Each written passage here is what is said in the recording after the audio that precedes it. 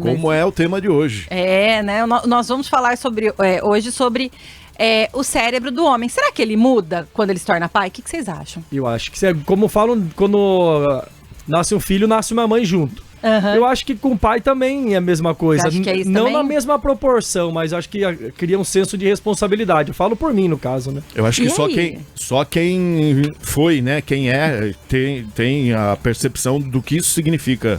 Porque eu acho que cada um deve ter um certo... Aquele ponto em que você fala...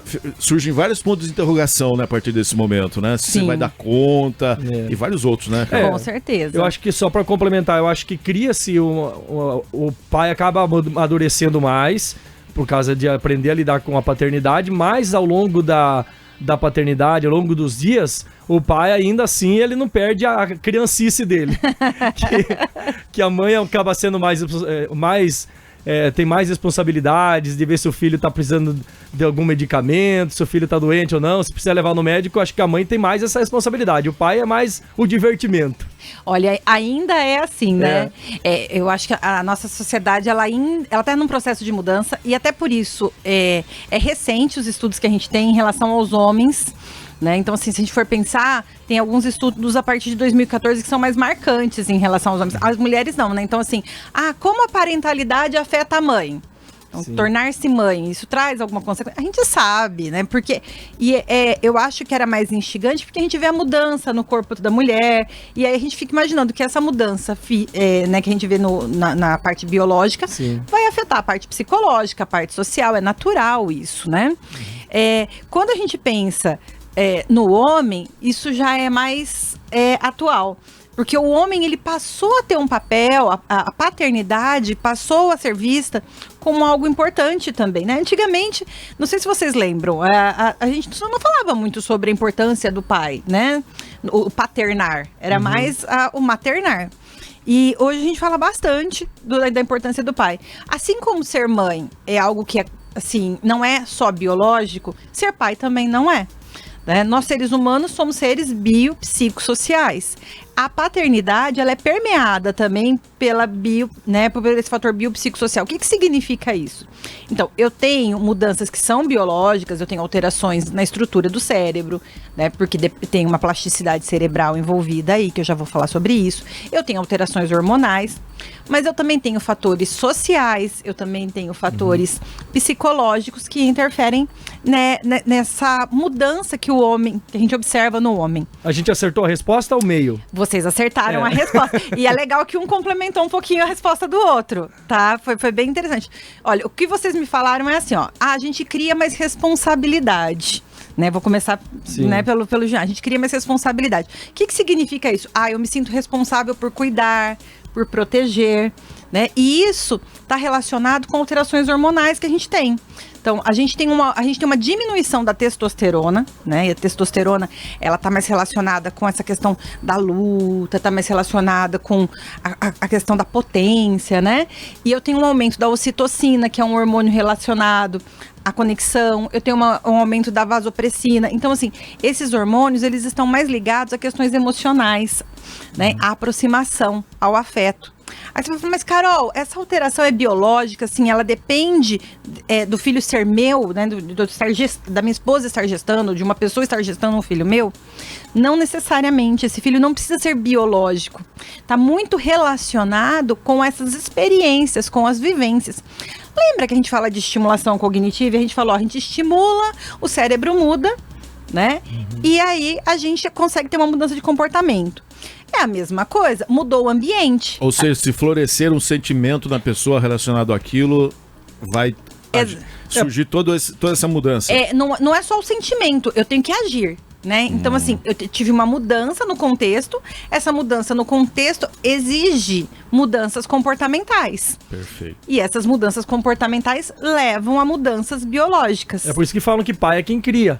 Exatamente, né? E mãe não é diferente, né, gente? Então, assim, muito da expressão do nosso corpo depende das nossas experiências, das nossas vivências. E falando de experiência e de vivência, entra o fator psicológico, né? Então, assim, como eu vivenciei a minha experiência de troca com o meu pai? qual é o meu modelo de pai? Né? Então, que pai eu quero ser? Eu quero ser um pai que vai igual ao meu, ou eu vou seguir um contramodelo? Eu vou ser um pai oposto ao que meu pai foi. Mas a própria mudança na sociedade, ela, mesmo a pessoa tendo um certo convívio com seu pai, trazendo o que ele aprendeu lá com ele, a sociedade pode mudar esse perfil? Pode. Eu acho que as influências, elas não se limitam às nossas experiências nas relações familiares. Né? Então a gente aprende muito. Tem um tipo de aprendizagem que chama aprendizagem vicariante. Eu aprendo a partir da observação. Então eu olho a vivência do outro e o que aquilo traz de consequência. E eu posso olhar e falar, eu quero ser daquela forma, eu quero experimentar aquilo. É porque, não sei se tem a ver, hoje a gente nota bastante, né, Jean? Particularmente eu não me lembro, eu não tenho, assim, visão do meu pai trocando fralda dos meus irmãos, por exemplo, eu sou mais velho, né? E hoje a gente vê muitos pais que fazem isso, né? Então E olha que interessante, né? Eu tenho uma mudança que é social, que traz esse pai, chama esse pai para essa responsabilidade. Olha, você participa desse processo de desenvolvimento dessa criança, né? Então, assim, ele é autorizado e, ao mesmo tempo, convocado a fazer parte desse papel, né? E com isso, a gente tem uma criação de um vínculo diferente. A gente tem uma experimentação dessa relação pai e filho que é diferente. E esse pai passa a desempenhar um papel muito importante nessa relação também, né? Que antes não acontecia. Né? Então, conforme a gente vai tendo mudanças nas questões sociais, a gente vai tendo alterações psicológicas e também biológicas. Né? Então, porque assim, eu vou ficando mais atento, eu vou buscar dar proteção, segurança. Tudo isso faz com que áreas do meu cérebro fiquem mais ativas. Por exemplo, o córtex pré-frontal, ele fica muito mais ativo, ele é ativado com mais frequência, né? Durante a descoberta dessa paternidade. Aí, quando a gente pensa em questões psicológicas, a gente falou da questão do modelo, que é muito importante. Mas também tem uma questão de luto, né?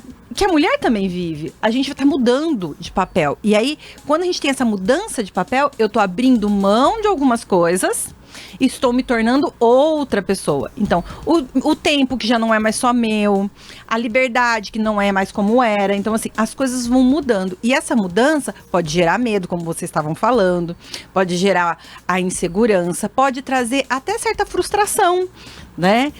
Eu lembro que quando a Alice nasceu, uma das coisas mais difíceis para o meu marido era não conseguir se comunicar. Né? Porque a Alice chorava.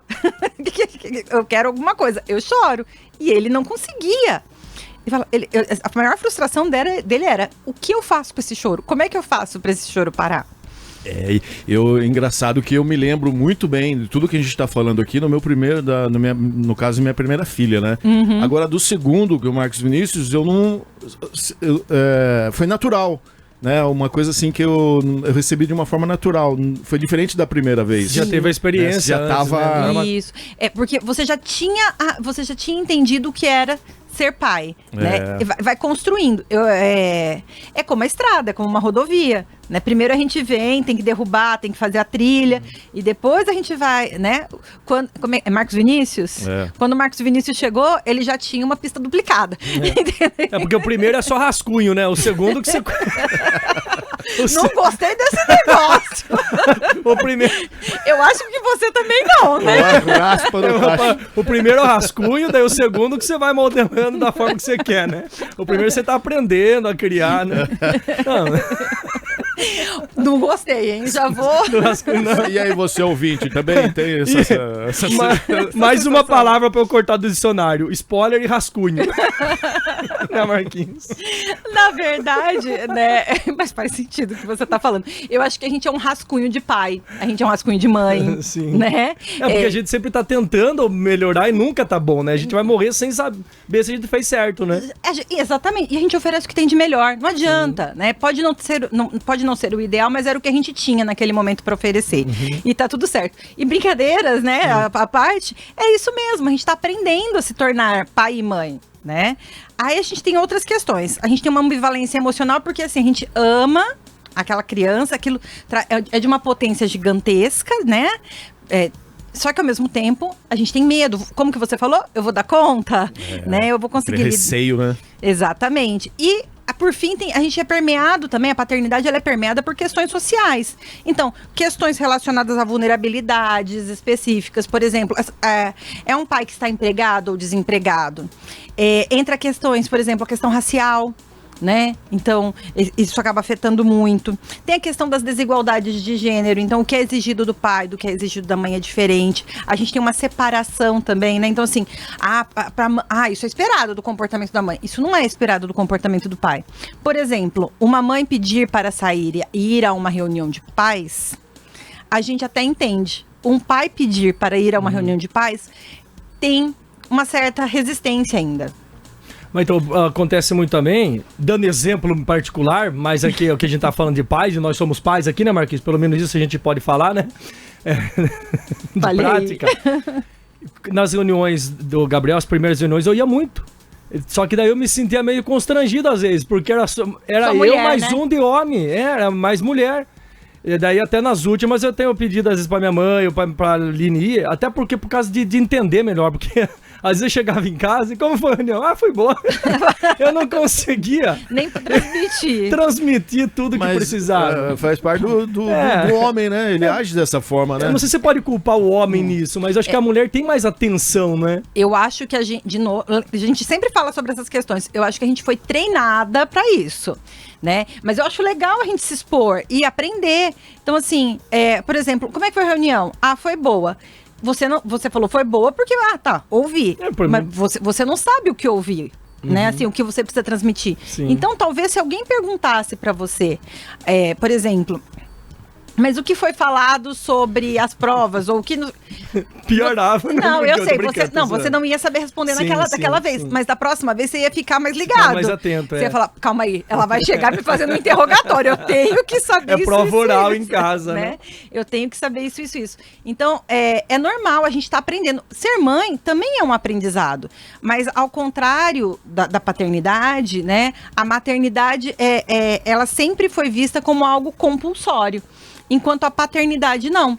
Então, assim, a gente já sabe de muitos pais que eles não são presentes, que simplesmente ou foram presentes por um período e depois se afastam, né? É como se fosse uma escolha.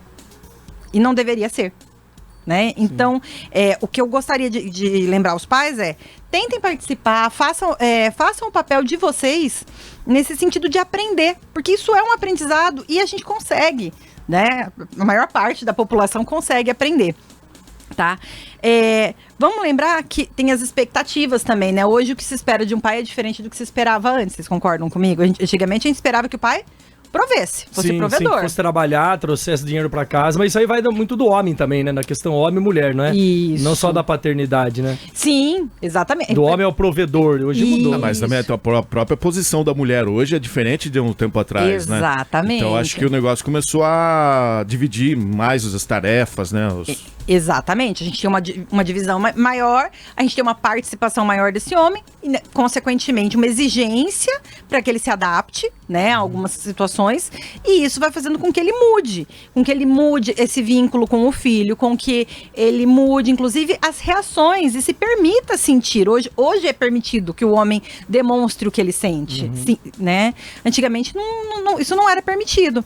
Então, a relação era realmente uma relação mais distante. E essa relação de proximidade faz com que esse pai seja modelo, faz com que esse pai ajude a trabalhar a regulação emocional, confiança, ajuda no desenvolvimento de habilidades sociais. Então, hoje a gente percebe que esse pai ele é tão importante quanto a mãe.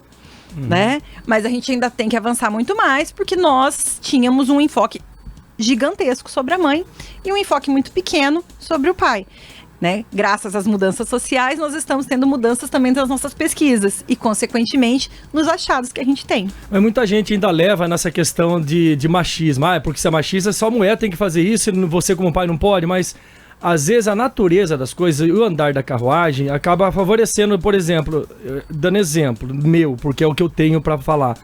Eu que fico mais pra levar o Gabriel na aula de violão, eu levo ele pra passear de bicicleta, a gente sai junto, vai no cinema, é coisa mais, a gente faz coisa mais de homem, né?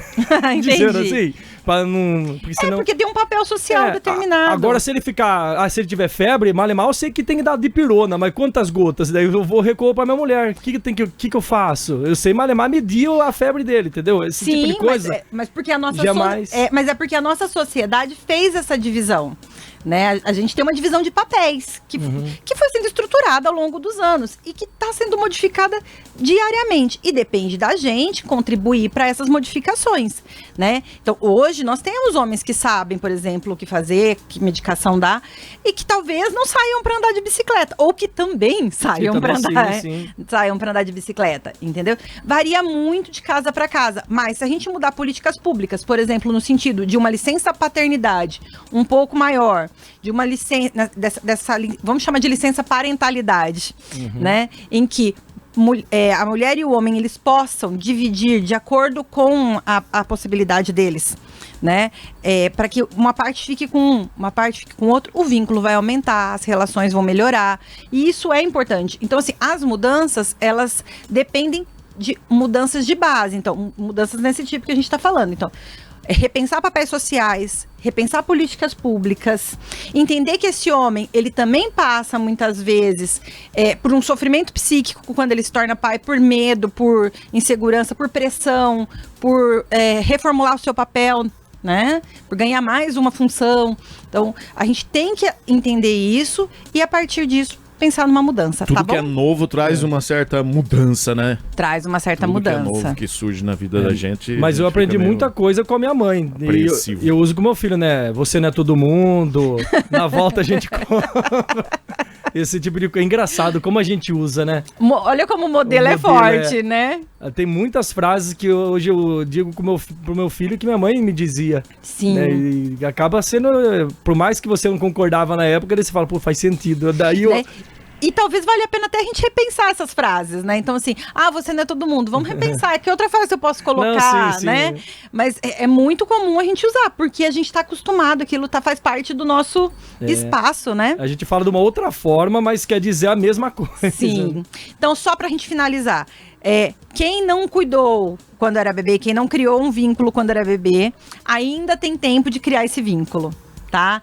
Nunca é tarde. A neuroplasticidade, ela não acontece só na infância. A gente tá o tempo todo com o nosso cérebro se adaptando e criando novas conexões. Os vínculos, eles podem surgir a qualquer momento. Exige investimento, né? E eu acho que a gente podia tentar repensar a forma como a gente vê a função do pai e tentar facilitar esses encontros, esses momentos que vinculam o cuidar, né, mais compartilhado, que eu acho que vai fazer com que seja mais gratificante para todo mundo e menos pesado para todos. Nossa, agora você tocou no assunto que esse vínculo, dependendo da idade, quando você pega um bebê, é um vínculo, você nota ali que parece que ser só visual, né? Aquele olho no olho.